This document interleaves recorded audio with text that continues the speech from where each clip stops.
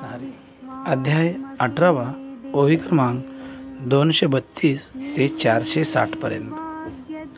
माऊलीने या ओव्यामध्ये आपण जसे कर्म करतो ना तशी आपणास फळाची प्राप्ती होते. जे पेरलंय ते उगवणारच आहे. आपण जर चांगल्या पिकाची पेरणी शेतात केली तर चांगलंच पीक येणार आहे. तसंच तुम्ही सात्विक कर्म केलात तर फळसुद्धा सात्विक, पण तुमच्याकडून राजस आणि तामस जर कर्म झाले तर त्याची फळसुद्धा त्या प्रकारचेच येणार आहेत. पाप आणि पुण्य ह्या दोन गोष्टी आपल्या कर्मावर आधारित असतात.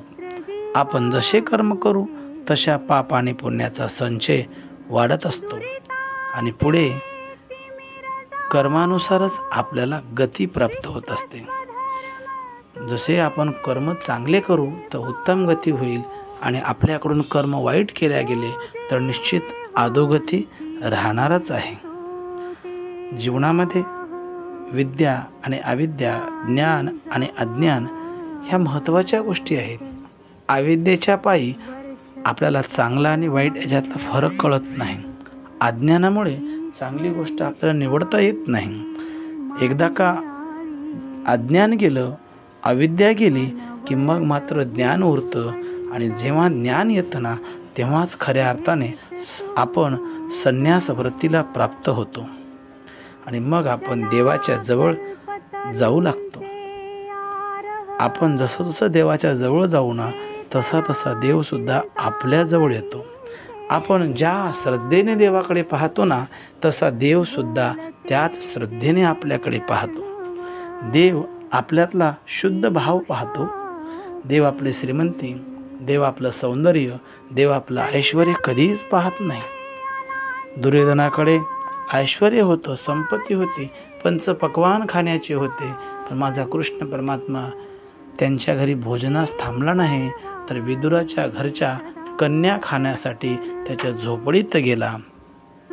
अयोध्येमध्ये अनेक सुंदर स्त्रिया होत्या, पण भगवंताने मान वर करून त्या स्त्रियेकडे बघितलं नाही. पण जी वृद्ध स्त्री जिच्या चेहऱ्यावर सुरकुत्या पडल्यात अशा शबरीच्या भेटीसाठी मात्र भगवंत गेल्याशिवाय राहिले नाहीत.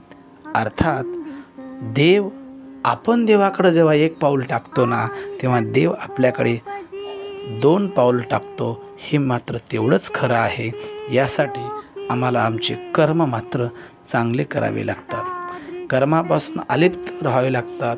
यासाठी माऊली उदाहरण देतात. ढग आकाशात आहेत पण आकाशापासून वेगळे. नाव नदीत आहे पण नदीपासून वेगळे. मातीपासून माठ बनतो पण माठ मातीपासून वेगळा आहे ना.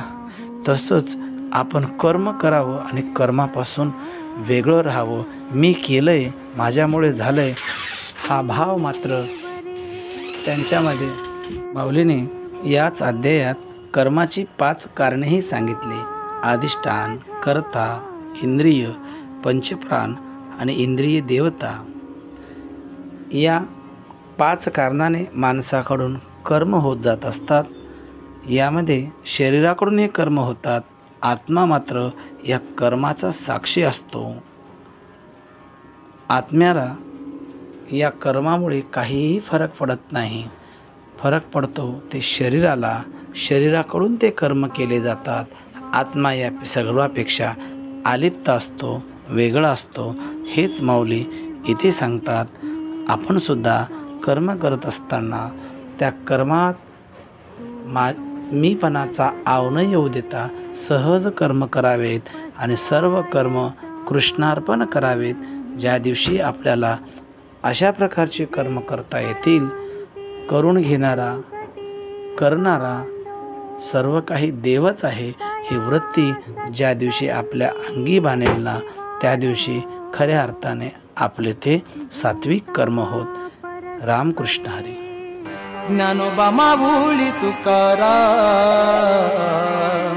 ज्ञानोबा माऊली तुकाराम.